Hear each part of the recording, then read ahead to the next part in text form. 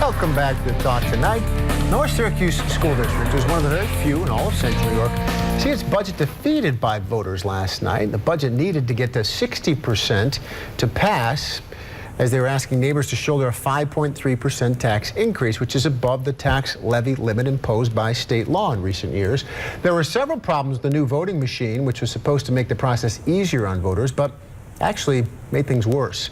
There were other problems, too. Many voters say they were told they would have to wait as long as 45 minutes to cast a ballot because of a malfunctioning scanner. And the superintendent just a little while ago also told us that, well, that it was kind of hot in there and uncomfortable, and you know how we can get. We can be irritable if you're waiting and you want to get something done. I mean, that's true for any of us in a frustrating situation. So it didn't go very smoothly, which is unfortunate considering it ended up being one of the districts that tried to get something accomplished and it was rejected. You just kind of have to wonder too how that vote would have been different if all those people who walked away were able to cast a ballot. Would it have passed? Would things be different? We just don't know.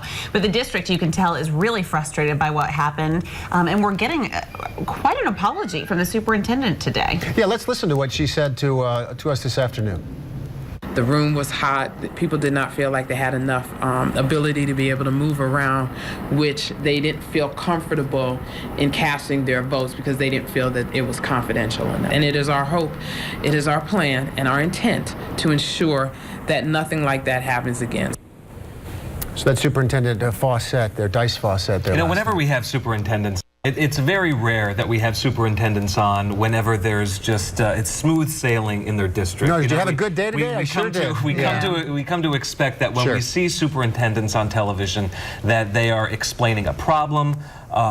In extraordinary cases, there's been some activity at the school that may have been dangerous or whatever have you. Or at the very least, it's something controversial. And the superintendent in North Syracuse has had more than her share of days where she has been on with us, sitting down for an interview with us, where she is explaining some sort of problem. She is talking about some sort of controversy going on within the district. It has not been an easy road in North Syracuse over the last 8 months or so. And again, she hasn't been here for that long. I mean, Dr. Melvin was there for many years. And he's got his name on the building. You know, he was there so long. And she's kind of come into all of this. It's worth noting quickly that the issue that led to this being defeated was this 2% tax cap, as it's widely known, which isn't actually 2%, but it's something in that range after each district figures out how it can assess its tax levy. And they were trying to push beyond that limit. And if you look at it the way things did turn out, the voters said, we're not ready to do that. Now they're going to come back with, looks like, with another budget, and the tax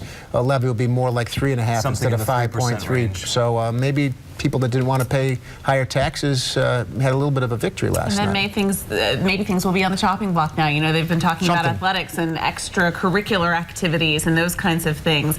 They're now going to have to look at some other options here. Looks like it. Our conversation continues in a moment. The talk continues with more about the weather, especially the weather that rolled through last night. We had thunderstorms. We had those straight line winds. Wayne Mahar will join us to talk more about what happened and whether there's anything out there on the horizon this evening.